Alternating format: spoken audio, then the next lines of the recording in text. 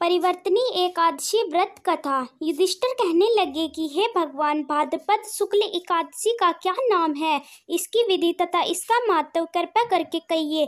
तब भगवान श्री कृष्ण कहने लगे कि इस पुण्य, स्वर्ग और मोक्ष को देने वाली और सब पापों का नाश करने वाली उत्तम वामन एकादशी का महत्व मैं तुमसे कहता हूँ, तुम ध्यानपूर्वक सुनो। इसे परिवर्तनी एकादशी, जयंती एकादशी भी कहते हैं। इसका यज्ञ करने से वाजपेय यज्ञ का फल मिलता है। पापियों के नाश करने के लिए इससे बढ़कर कोई उपाय नहीं। जो मनुष्य इस एकादशी के दिन वामन रूप की पूजा करता है, उससे तीनों लोग पूज्य होते हैं। अतः मोक्ष इच्छा करने वाले मनुष्य इस व्रत को अवश्य करे। श्री कृष्ण कहने लगे कि हे राजन, अब आप सब पापों का नष्ट करने वाली कथा का श्रवण करें। त्रेता युग में बलि नामक एक राजा था। वह मेरा परम भक्त था। विविध प्रकार के वेद सूक्तों में पूजन किया करता था और नित्य ही ब्राह्मणों की पूजा तथा यज्ञ आयोजन करता था। लेकिन इंद्र से द्वेष के कारण उसने इंद्रलोक तथा सभी देवताओं को जीत लिया। इस कारण सभी देवता एक तीर्थ होकर सोच विचार कर भगवान के पास गए। बृहस्पति सहित इंद्रादिक देवता प्रभु के निकट जाकर और नतमस्तक होकर वे मंत्रों द्वारा भगवान का पूजन और स्तुति करने लगे।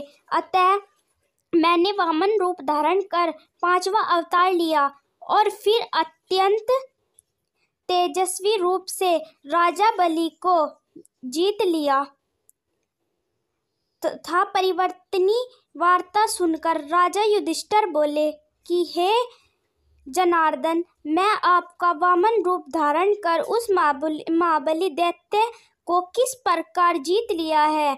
श्री कृष्ण कहने लगे, मैंने बलि से 3 पग भूमि की याचना करते हुए कहा, ये मुझको 3 लोक के समान है। हे राजन, यह तुमको अवश्य ही देनी होगी। राजा बलि ने इस तुच्छ याचना समझकर 3 पग भूमि का संकल्प मुझको दे दिया और मैंने त्रिविक्रम रूप को बढ़ाकर यहाँ तक कि भूलोक में जंघा तथा स्वर्गलोक में कमर, महलोक में पेट, जनलोक में हृदय, यमलोक में कंठ की स्थापना कर सत्यलोक में मुख और उसके ऊपर मस्तक स्थापित किया। सूर्य, चंद्रमा आदि सब ग्रह गण, योग, नक्षत्र, इंद्रादिक देवता तथा शेष आदि सब नागगणों ने विविध प्रकार से वेद सूक्तों से प्रार्थना की।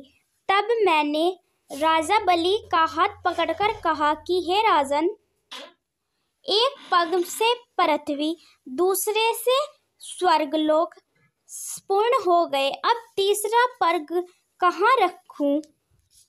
तब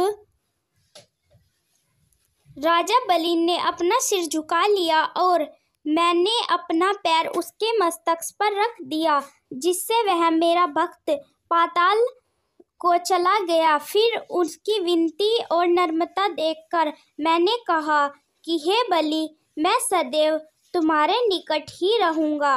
विरोचन पुत्र बलि से कहने पर भाद्रपद शुक्ल एकादशी के दिन बलि के आश्रम पर मेरी मूर्ति स्थापित हो गई।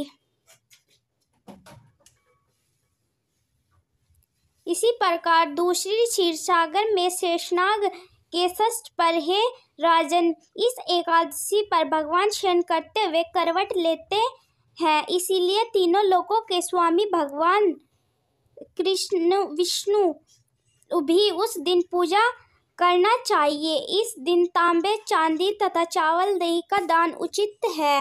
रात्रि को जागरण अवश्य करना चाहिए।